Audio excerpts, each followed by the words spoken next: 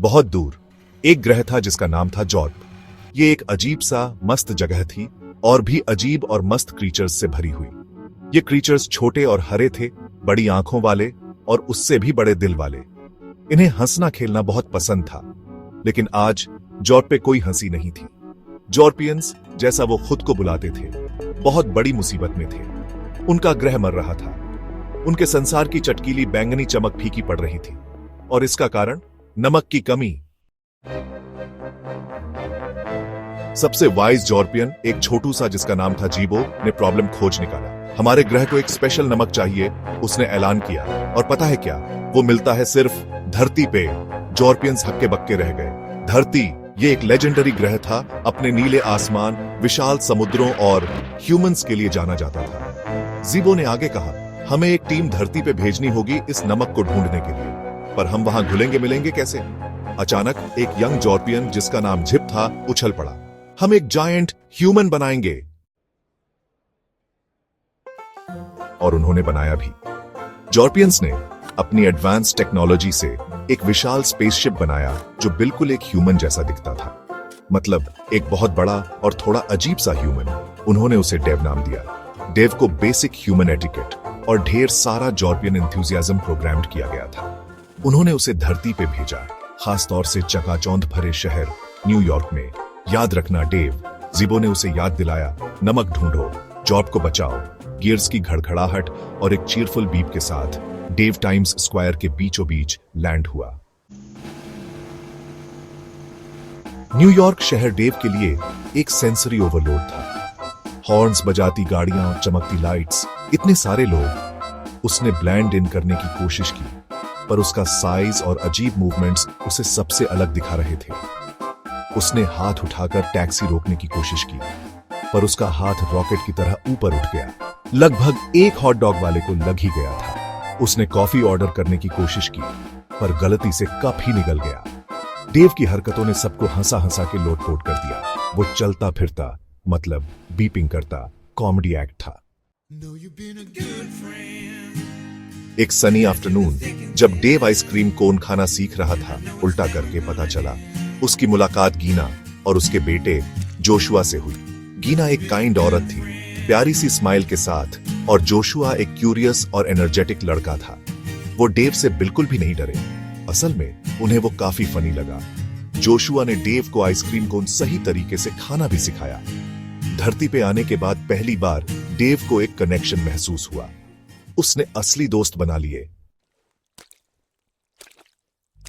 एक दिन जोशुआ के साथ खेलते हुए डेव ने उसके टॉय बॉक्स में एक अजीब सी चीज देखी। वो एक छोटा ग्लोविंग ब्लू ऑर्ब था जिसमें कुछ ऐसा भरा हुआ था जो, क्या ये हो सकता है? हाँ, वो स्पेशल नमक। जोशुआ, डेव ने पूछा। उसकी आवाज में एक्साइटमेंट और कंफ्यूजन का मिश्रण था। ये तुम्हें कहां से मिला? जोशुआ ने कंधे उचका दिए। ये मेरे डैड का गिफ्ट है, वो बहुत ट्रैवल करते हैं। उन्होंने कहा, ये किसी दूर देश से है।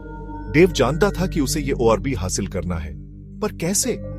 वो अपने दोस्त से ये ऐसे ही तो नहीं ले सकता था। सेक्शन 7, महामुकाबला, डेव वर्सेस नंबर 1। जैसे ही डेव अपने जमीर से जूझ रहा था, जॉब से एक ट्रांसमिशन आया। डेव, रिपोर्ट करो, क्या तुम्हें नमक मिल गया? ये जीबो था, उसकी आवाज में चिंता साफ झलक रही थी। इससे पहले कि डेव जवाब दे पाता, एक डार्क फिगर उसके बगल में लैंड हुआ। ये नंबर 1 था, एक और जॉर्पियन क्रिएशन। डेव की प्रोग्रेस चेक करने के लिए भेजा गया था, और वो उतना फ्रेंडली नहीं था। नंबर 1 एक ही चीज के लिए प्रोग्राम्ड किया गया था, मिशन। उसने जोशुआ के हाथ में ओआरबी देखा और तुरंत उसे छीनने के लिए बढ़ा। डेव जानता था कि उसे अपने दोस्त की रक्षा करनी है। नहीं, उसने जोर से कहा, और ऐसे शुरू हुई एक एपिक बैटल डेव और नंबर 1 के बीच, सेंट्रल पार्क के बीचों बीच। सेक्शन 8, दिल में बदलाव, मिशन या दोस्ती। लड़ाई लंबी और कठिन थी। नंबर 1 की बेरहमी के आगे डेव कमजोर पड़ रहा था। वो पिट गया था, चोटिल था, उसके सिस्टम्स खराब हो रहे थे। पर तभी उसने जोशुआ को देखा। छोटा बच्चा डरा हुआ था, उसकी आंखों में आंसू थे। डेव को कुछ एहसास हुआ। वो इस छोटे बच्चे का, गीना का, अपने दोस्तों का विश्वास नहीं तोड़ सकता था। मिशन, जॉर्प को बचाना, अचानक कम इंपॉर्टेंट लगने लगा। उसे इस नई दुनिया की रक्षा करनी थी जिससे उसे प्यार हो गया था। सेक्शन 9, घर वही है जहां दिल है। डेव का फैसला। डेव ने एक फैसला लिया। उसने नंबर 1 से और लड़ने से मना कर दिया। उसने गीना और जोशुआ को सब कुछ समझा दिया, जॉर्प के बारे में, नमक के बारे में और मरते हुए ग्रह के बारे में। उसे हैरानी हुई, वो समझ गए। उन्होंने उसे जीबो और दूसरे जॉर्पियंस से कांटेक्ट करने में मदद की। सबने मिलकर समझाया कि जॉर्प को बचाने का कोई और रास्ता होना चाहिए, एक ऐसा रास्ता जिसमें चोरी न करनी पड़े। उन्होंने सोल्यूशन ढूंढने में मदद करने का वादा किया। डेव की दया और ह्यूमंस की मदद करने की इच्छा से प्रभावित होकर नंबर 1 के दिल में भी बदलाव आया। वो भी उनकी साइड हो गया। सेक्शन 10, आखिरी सबक, प्यार जीतता है। आखिरकार उन्हें एक और रास्ता मिल गया। ये आसान नहीं था, लेकिन सबके एफर्ट्स और ढेर सारे प्यार से वो जॉर्प और धरती दोनों को बचाने में कामयाब रहे।